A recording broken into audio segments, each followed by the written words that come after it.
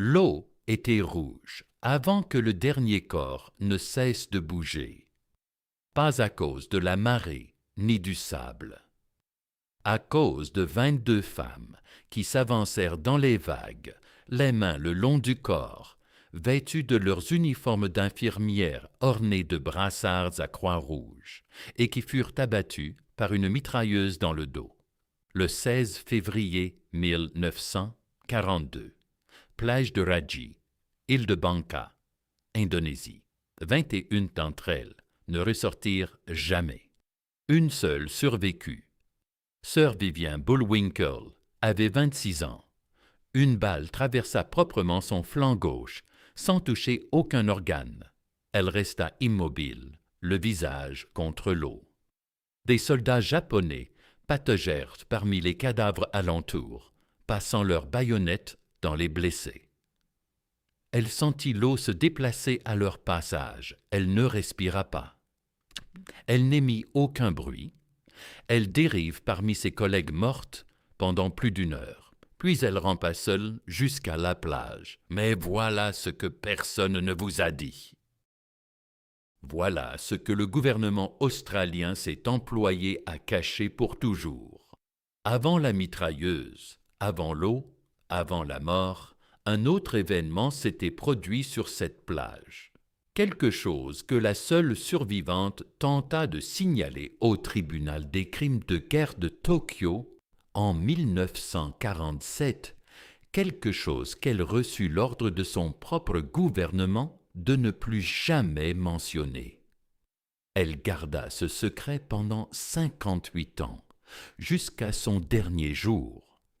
Et le monde n'apprit la vérité qu'en 2019, 77 ans après la plage de Raji, le 12 février 1942.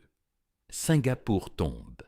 L'armée impériale japonaise a traversé la péninsule malaise en 70 jours. Une des campagnes militaires les plus rapides de l'histoire de la guerre moderne. Les commandants britanniques se rendent. La ville est en flammes.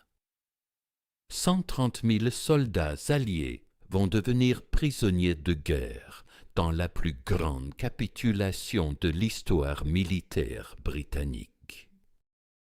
Sur les quais, 65 infirmières de l'armée australienne du 213e hôpital général australien reçoivent l'ordre d'évacuer.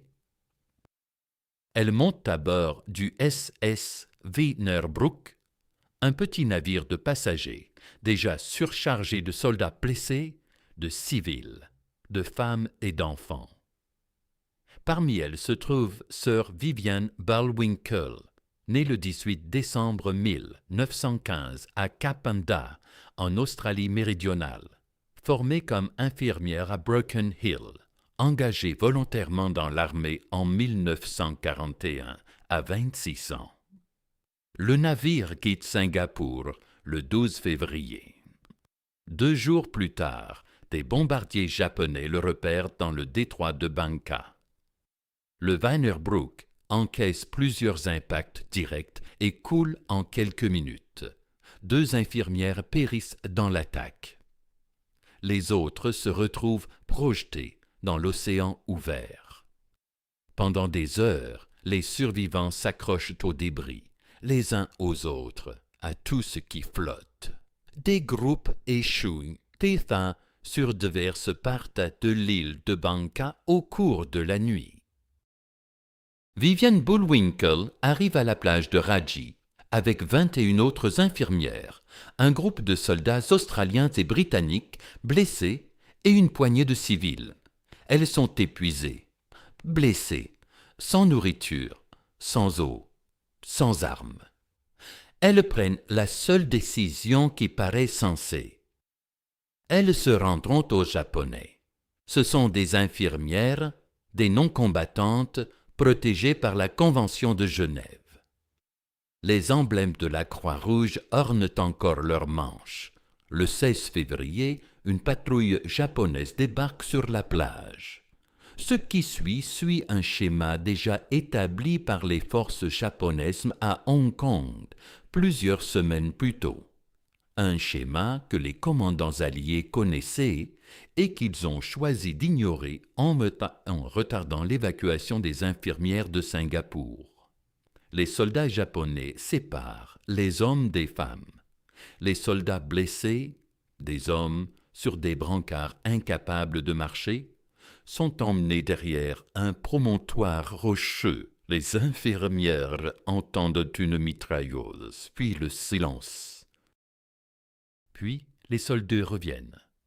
Ils s'assoient devant les femmes. Ils nettoient leurs baïonnettes. Ils astiquent leurs fusils.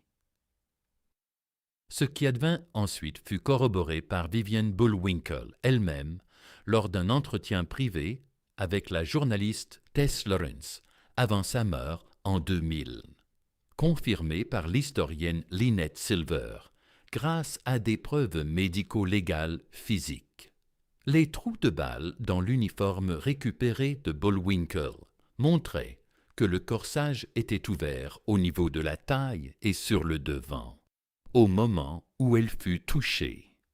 Confirmé par le récit d'un soldat japonais donné à un officier d'enquête australien, où il affirma avoir entendu des cris sur la plage et appris que le peloton se divertissait et que ce serait bientôt son tour. Confirmé, documenté, puis étouffé. Après l'agression, un officier japonais donna l'ordre. Les 22 infirmières et une civile furent sommées de marcher dans les vagues. Elles avancèrent en file, dans leurs uniformes, vers la mer. Quand l'eau leur arriva à la taille, la mitrailleuse cracha depuis l'arrière.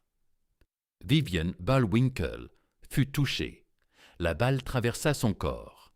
Elle bascula en avant dans l'eau et resta immobile. Autour d'elle, la mer vira au rouge. Elle demeura inerte plus d'1 heure. Puis elle rampa hors de l'eau. Elle découvrit un soldat britannique blessé, nommé le soldat Cecil Kingsley, caché dans la jungle. Elle soigna ses plaies sans aucun matériel pendant 12 jours. Quand il devint trop faible pour survivre sans aide, ils se rendirent ensemble aux Japonais. Kingsley mourut peu après. Vivian Bullwinkle passa les 3 années et demie suivantes en tant que prisonnière de guerre dans un camp de la jungle à Sumatra, dissimulant son miracle de survie aux Japonais qui la retenaient en captive. Car s'ils avaient appris qu'elle avait assisté au massacre, ils l'auraient exécutée sur le champ. Elle garda pour elle seule ce qu'elle avait pleinement vécu sur cette plage. Ses camarades infirmières, dans le camp de prisonniers, veillèrent sur elle en secret. Elles s'étaient entendues. Celles qui réchapperaient se souviendraient de tout et révélèrent la vérité au monde une fois la guerre terminée. En mai 1947, Vivian Bullwinkle comparaît devant le tribunal militaire international pour l'Extrême-Orient à Tokyo pour témoigner. Elle relata le massacre. Elle évoqua la mitrailleuse. Elle raconta comment elle avait vu ses collègues périr dans les vagues. Mais elle passa sous silence ce qui s'était produit avant les tirs. On le lui avait interdit. Encore sous l'uniforme, on lui avait ordonné de taire ces éléments dans ses déclarations au tribunal des crimes de guerre. L'historienne Lynette Silver déclara en 2019 qu'elle obéissait simplement aux instructions. Selon Silver, les motivations du gouvernement australien relevaient un mélange de raisons. La stigmatisation de la violence sexuelle dans les années 1940. L'inquiétude pour les familles devant découvrir les horreurs subies par leurs filles et sœurs, et une culpabilité liée au fait que les officiers alliés de haut rang savaient, des semaines avant l'évacuation, que des troupes japonaises avaient violé et assassiné des infirmières britanniques lors de la prise de Hong Kong en décembre 1941. Ils avaient ainsi retardé l'évacuation des infirmières australiennes de Singapour. Quoi qu'il en soit, les auteurs du massacre de l'île de Bangka ne furent jamais identifiés, ni inculpés, ni jugés. La position officielle du gouvernement australien reste aujourd'hui que ces criminels ont échappé à toute sanction pour leur acte. Vivian Bullwinkle consacra le reste de son existence à l'infirmière. Elle dirigea les services infirmiers à l'hôpital de Fairfield, à Melbourne.